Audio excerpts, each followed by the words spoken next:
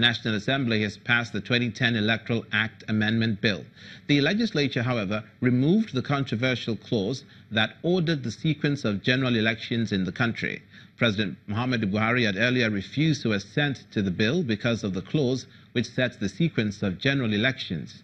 According to the chairman, Senate Committee on INEC, Senator Sulaiman Nazif, the amendment of the Electoral Act is intended to strengthen electoral processes in Nigeria, particularly the 2019 general elections. When we were holding the conference committee, INEC suggested and came up with further amendment to make it easier for them to effect their work. And we deliberated upon that and accepted that it was a line that we need to amend, to further make amendments so that we can make their work more effective. And that was what we agreed upon. And we have gone through everything and we found out that it is not injurious in any way. These amendments are just talking about dates. The only one that is a little bit controversial is about the primaries, which we suggested 90, not earlier than 90 days and not later than 60 days, while INEC suggested not earlier than 120 days and not later than 60 days. So that is the only, 90 days, sorry.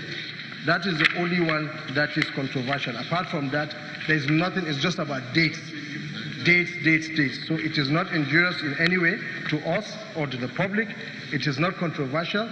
It will add value to INEC and affect their work. That is just it. So there is nothing. We've gone through it.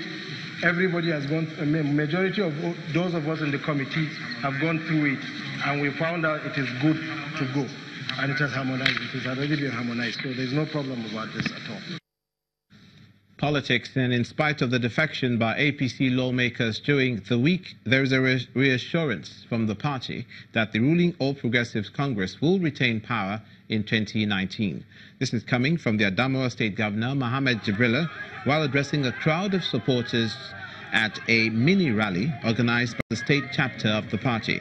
He says President Buhari will win with a large landslide in Adamawa State and in many other states.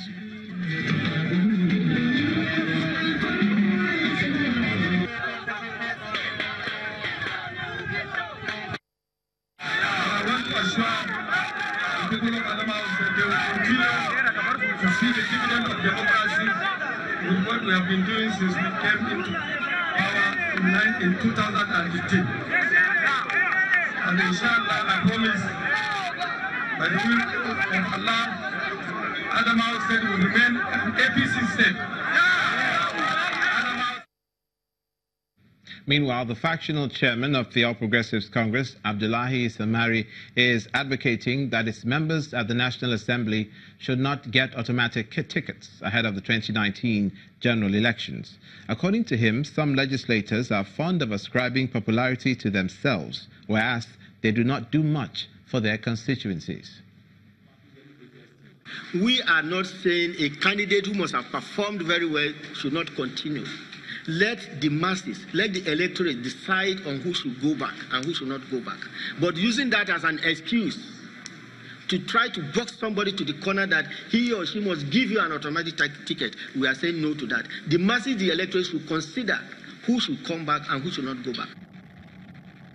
Now we turn our attention to the Southwest and Lagos State. The initial 3-day closure of the Third Mainland Bridge may have been shifted owing partly to congestion on critical roads as road traffic management goes on. There's still the challenge of failed roads around the Apapa area, which continues to sustain the traffic gridlock. Our correspondent, Olu Phillips, brings us an update.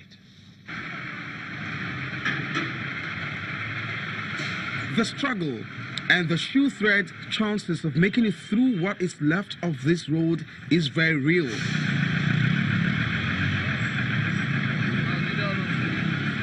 For articulated vehicles, the decision to ply this path takes a bit of courage.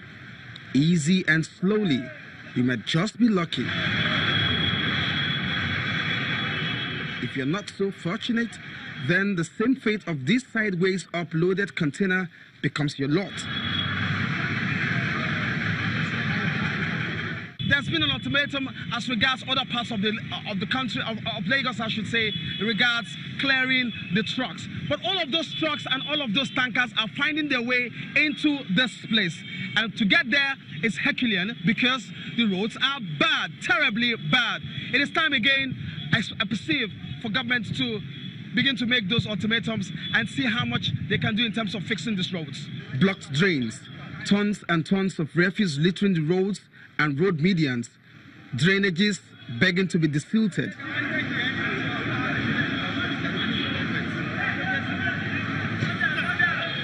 Do you know what they make on those depots? Yes. How can you say you don't have money to fund the road? For days, the nation's attention and everyone who watched was turned to the effort by agencies of government to rid the major highways of trucks that particularly took up any available space they found. While that operation subsists, we knew there should be more to the activities of these logistics people. And so, this is what we found.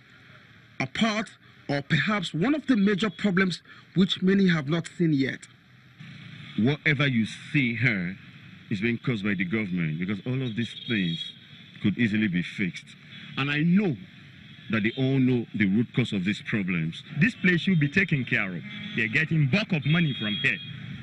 And you distribute the money out to other quarters and you are telling negotiants and all the stakeholders, aside from the corporate organizations, that the federal government is broke. This is the pathway, the only road leading to the Tinkan Island port.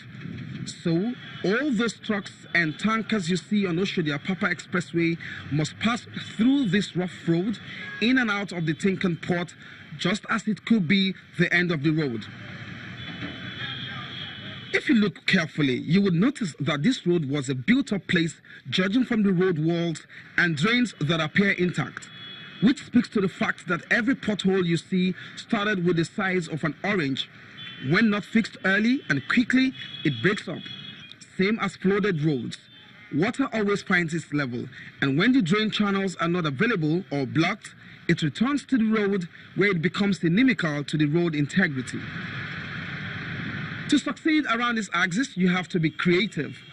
The result depends on the cost you're willing to pay. That seems to be the propelling force influencing this action by some truck drivers if they want to stay in business. The solutions are not far-fetched, but requires an aggressive and sincere approach. Massive deployment of man and machines to quickly commence desilting and cutting away, which will help drain the roads, followed by rehabilitation works to fill failed portions and at least open the road for quicker travel time. The trucks will move out faster, decongesting the roads. A joint action of the state and the federal government will be a plus. But to think otherwise is to wish a miracle will happen. Olu Phillips, Channels Television News.